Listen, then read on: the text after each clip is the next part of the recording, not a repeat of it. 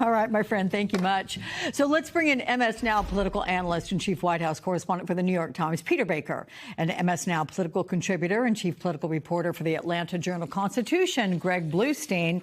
We're going to start with you, Greg, because this is your hood. This is what you cover. And in this morning, a Truth Social post, Trump accused the Congresswoman of resigning because she'd lose a primary to a candidate that he would endorse.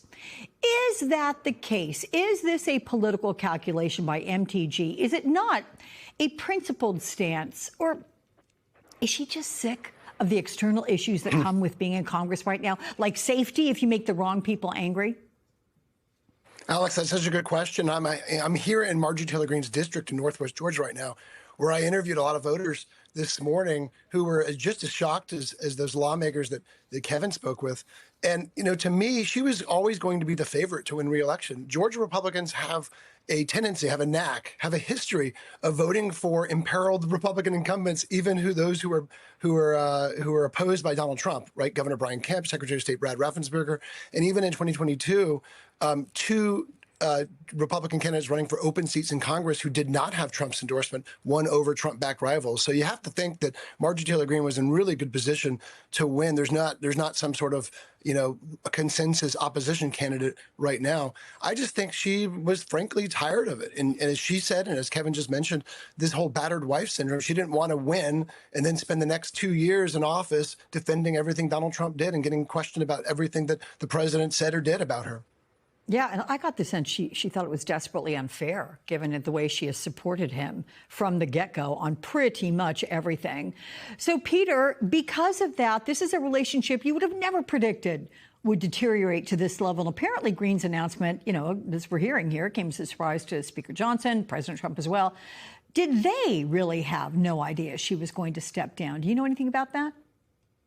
Not that I know of. I don't know of anybody who had any prior indication of that. It certainly came out of the blue on a Friday night, like you said.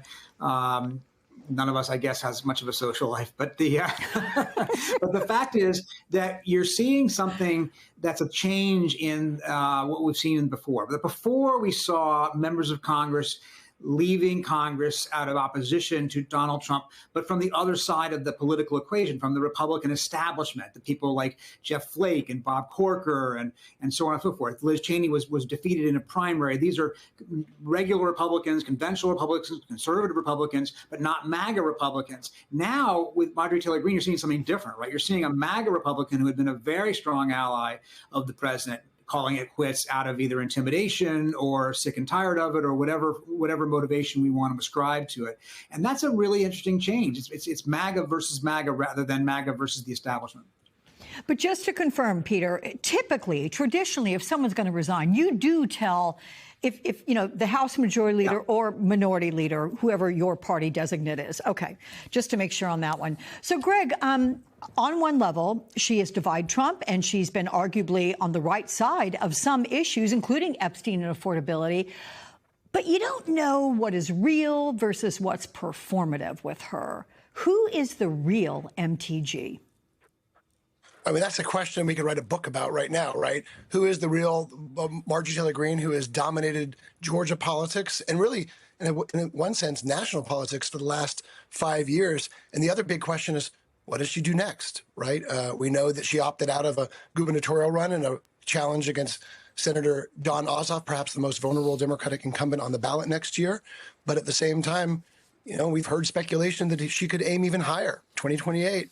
And we've also we've heard talk about her, you know, becoming a media personality, trying to broaden her influence outside of politics to do other things. So that's the big question here in Northwest Georgia that I cannot stop getting from voters and from politicians is, what does she do next? Yeah, I've had that question all through the night, practically. So, Peter, how will Greene's resignation affect the balance in the House? I mean, is the White House concerned about diminishing the GOP's very narrow majority? Well, of course, every single seat matters when you are this tight. Right now, obviously, as you're showing right there, the Republicans can only afford to lose 3 three votes on any particular issue, assuming Democrats are united on the other side before they lose control of the floor. So it makes it much harder to get anything done. And it's going to be a few months until you can have a special election to replace her. And we do have these three other vacancies out there right now. So it's always a very volatile thing for Speaker Mike Johnson to be trying to manage this very, very narrow majority he's got. Having said that, what's really fascinating is this has not been a Congress that has actually done that much, right? This is a president who's mostly using his executive power to accomplish the things he wants to do with only a few exceptions. He really hasn't asked Congress to do things for him. He hasn't used Congress to create new laws and new programs or change programs or get rid of programs even in a way that a new president typically does. So, what he wants in terms of the House is mainly, a body that doesn't get in his way. And that seems to be where Mike Johnson is focused on right now. Let me ask you, Peter, you touched on it, but talking about the fractions within MAGA right now, first of all, is Marjorie Taylor Greene poised to be, if she gets back into politics, is she poised to be the leader of MAGA? And do you think that could be why the president said he hopes she gets back in? Because he's going to go. And we can assume that what he has built, he will want to be continued by someone. Do you think he thinks she could be the leader of MAGA? Well, possibly, certainly a leading voice of MAGA. Could she actually win the presidential nomination 2028 against, J.D. Vance? That seems harder to see. She would be an underdog, but you never know. What's interesting about Trump's, mixed reactions, right? Online, he's saying she's a traitor, trashing her. In that video clip you showed, a little bit more gracious, a little bit more measured in his reaction. Mm-hmm. Well, look, with Trump, there are very few permanent enemies. A lot of people who fall out with him or he falls out with suddenly show back up again. How do we know that? Well, it was just a few months ago that Elon Musk fell out with Trump, and he was the one who raised the Epstein matters. He was the one who went online saying Trump is acting the way he is because he's afraid of Epstein. Well, he set off quite a landslide there. And guess what? Where was Elon Musk this week? Back at the White House in a tux for a lavish dinner for the Saudi crown prince. So with Trump, you never know. I mean, he's not breaking ties with her in a permanent way. You could always see them finding a way to get back together potentially. Greg, I want to ask the same question to you regarding if MTG does get back into politics. Does she see herself as a potential leader of MAGA?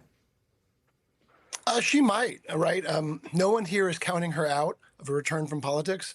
Whether or not Donald Trump, kind of puts out the red carpet for her remains to be seen. But clearly from, he made those statements on air, but clearly from those tweets, those social media posts, he still called her Marjorie Trader Brown, right? Right. So he's not kind of backed off that messaging. But look, she has universal name recognition in Georgia, and she's still beloved by many, many people in her district and across the state. So she could still become a leader of the MAGA movement here. What do you, in terms of what you heard, Greg, out there talking with her constituents, what's the most remarkable thing you heard today? Well, a lot of them want her to run for governor in Georgia. She had ruled out that it doesn't seem likely that she runs for Senate, given her disdain for the chamber. She's attacked the Senate over and over again in recent messaging, but there is still a race for governor. Trump has already endorsed Lieutenant Governor Burt Jones. There's two other well-known Republicans in the race, but there are a lot of folks who think that she could just switch over to the governor's race. There's still time before a qualifying early next year. So there's a lot of talk and buzz up here about a government built on impulse. Trump's administration operates like a reflexive organism rather than a strategic institution. Decisions are not weighed, debated, or analyzed. They are felt. A headline irritates him, so he announces a threat. A governor criticizes him, so he declares a confrontation. A CEO disappoints him, so he shifts economic policy. Emotion becomes legislation. Mood becomes governance. Instinct becomes the national direction. This structure is not accidental. It reflects Trump's worldview. He believes hesitation signals weakness, and that careful planning is unnecessary when instinct supposedly reveals truth. In business, this attitude creates spectacle and chaos. In government, it generates instability at a national scale. Institutions require predictability. Trump offers volatility. Agencies require long-term objectives. Trump offers reactive impulses.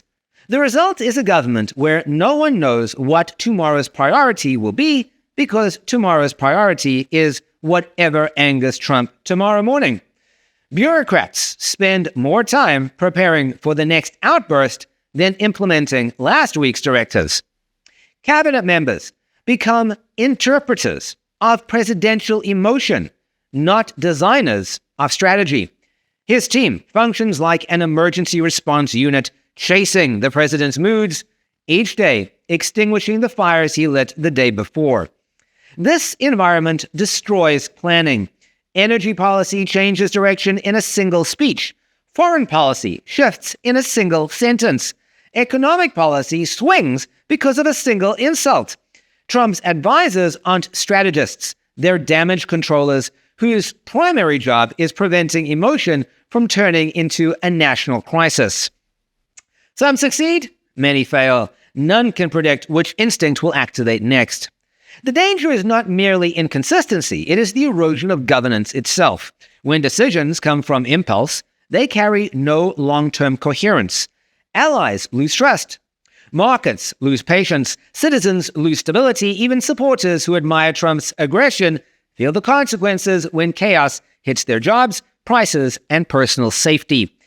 Instinct-driven leadership may feel decisive, but it produces fragility, not strength.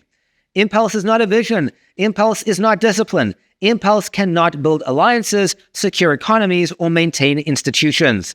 A government powered by emotion will always be one crisis away from collapse because it has no map, only reactions to the terrain. Trump's presidency does not move America forward, it jerks America sideways. And a nation cannot thrive when its direction shifts every time one man's temper does.